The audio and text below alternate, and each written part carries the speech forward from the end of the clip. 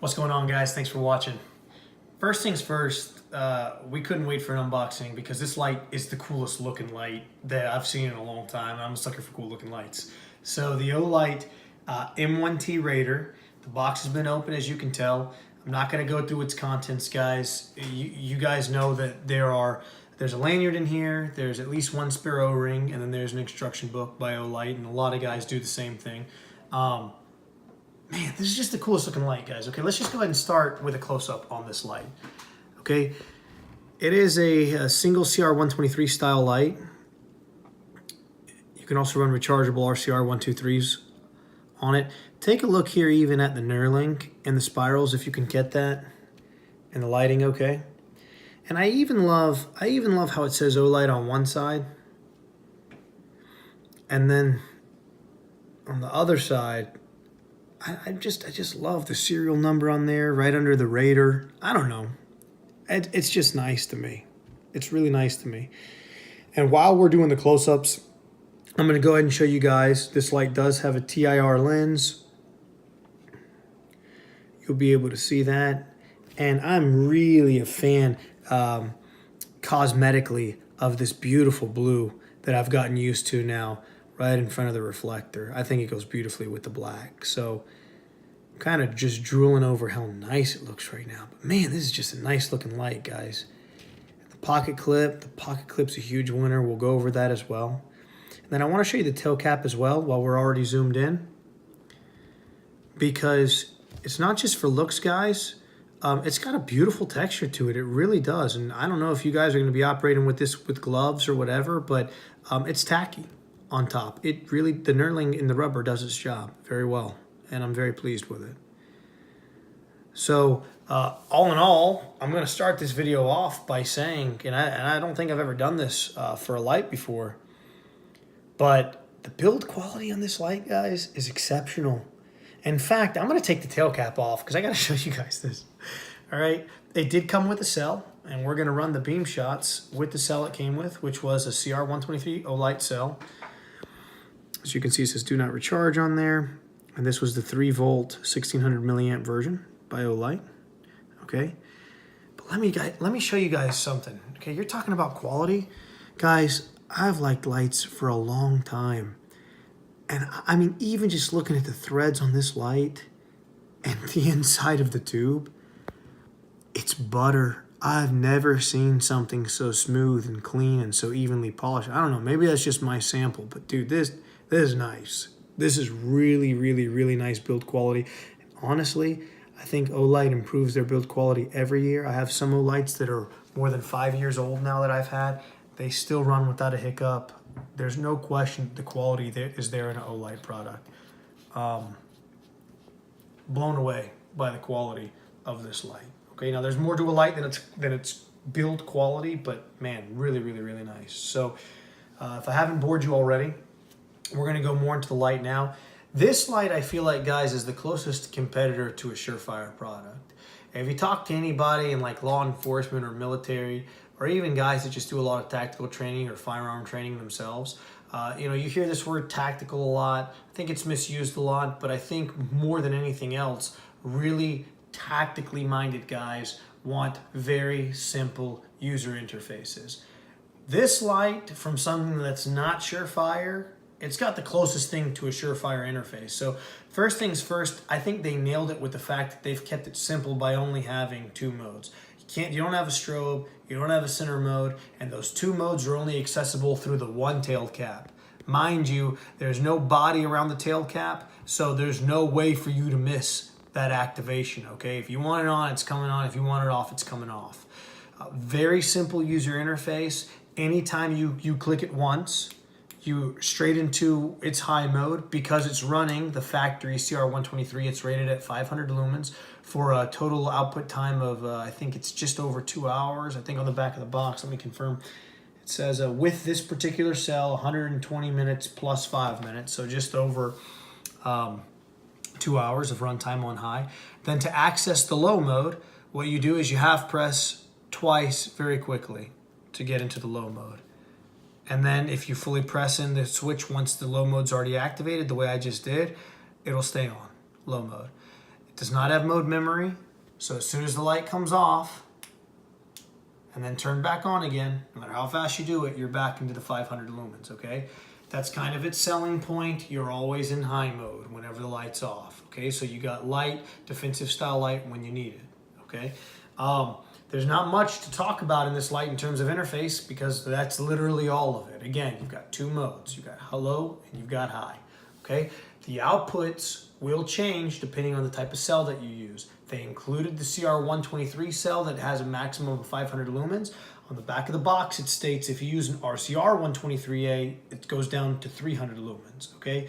Now we have experience with an ICR 123 cell, and visually it didn't look like there was any difference between the 500. It looked like we could still maintain the 500.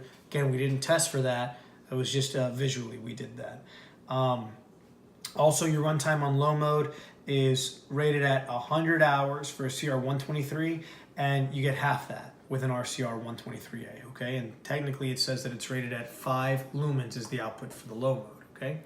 What I'm gonna do now, I wanna brag about this pocket clip for a minute. So I'm gonna stand up, and I'm gonna show you how nice it is to put in the pocket, and then how nice it is to take out of the pocket. One thing I wanna mention before I forget too, guys, although the knurling on the light, which we've already done a close-up on, just looks so good, I gotta tell you guys, in my experience, now I have not ran this light with gloves, so maybe that'll make a big difference, but I've EDC'd this light for 2 weeks now. It's been on me every single day. It's honestly, it's not very useful. I think it's more cosmetic than anything else. You can certainly feel it, but I can't say that it drastically enhances my grip at all. But anyways, I wanna show you guys how nice this thing is in the pocket, okay? So it's got what I would absolutely consider a deep carry pocket. You see how much real estate you have there, and it looks like you can carry it either LED up or down, which is really cool. I'm gonna carry it LED down.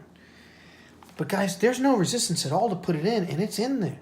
It's really, really in. And for you light guys that carry a light every day, see how it carries it all the way up to the tip.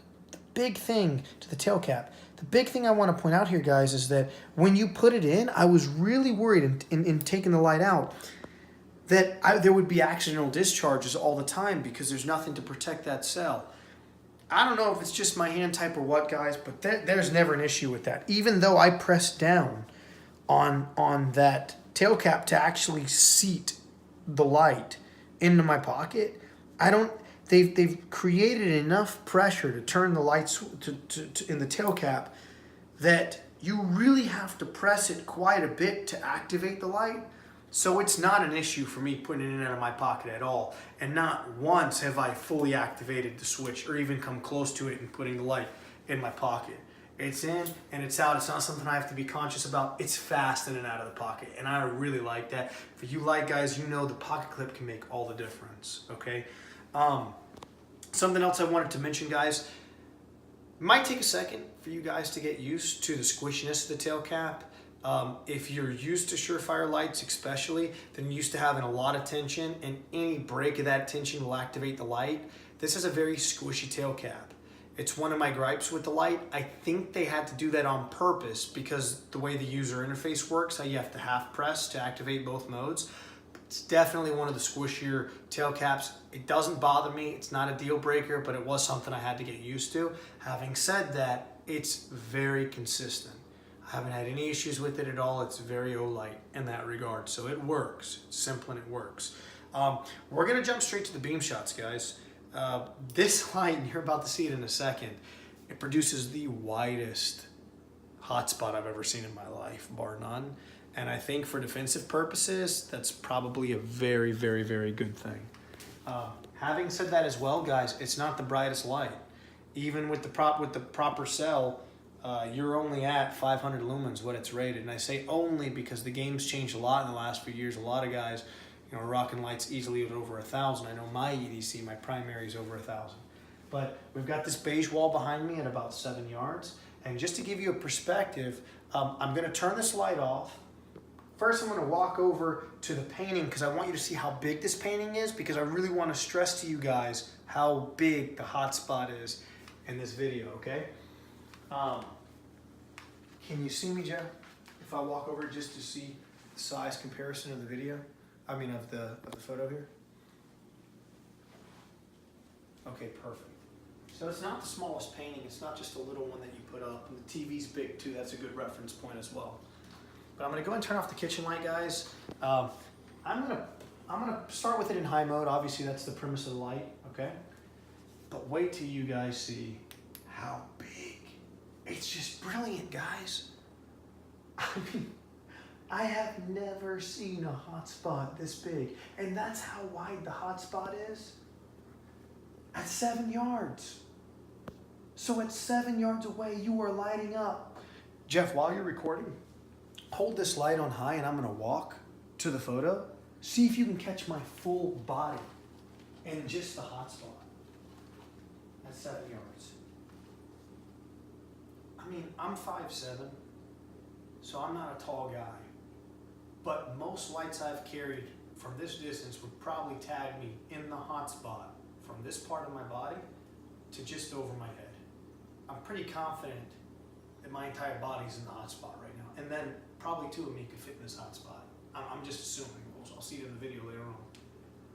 But, dude, it's the best. It is the nicest spill, guys. And that, it's not even spill, it's hotspot. And the beam, I don't know if you can tell in the video or not, but it's such a comfortable warmth to the light, where there are other lights that I've had even around this same lumen output, and when you turn it on, it's like an eye shock even for you because the white is so light.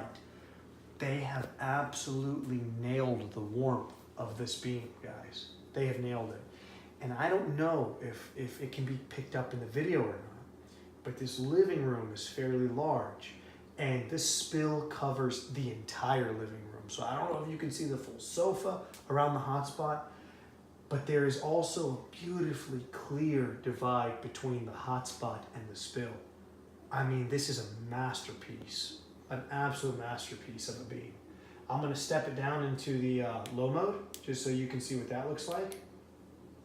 Again, it was rated at 5 lumens, so it might not even come up, and that's okay. I don't know about you guys, but for me with a low mode, that's what I want. I want that big of a difference. I want an almost moonlight mode style beam. Just moving it around here on the floor in low mode again, so that you can see it. Man, it's just such a useful size hotspot. It's beautiful. Guys, I'm gonna throw it back in high just for a second. Look at that. I can't get over it. I can't get over it. It may very well be the most useful CQB beam I've ever seen for indoors.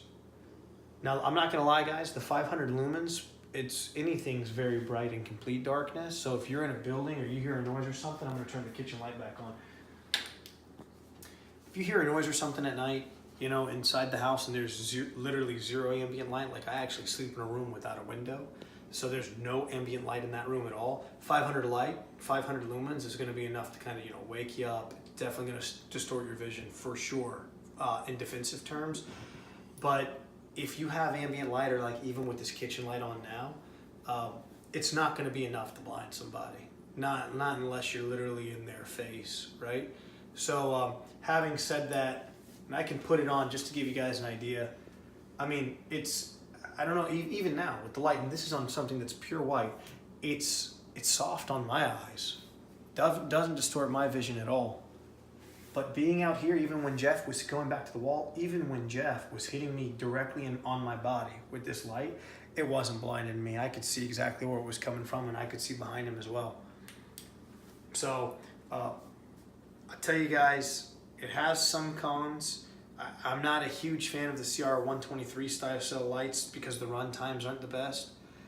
But this light is even so comfortable carrying, and you guys are gonna think I'm weird for this.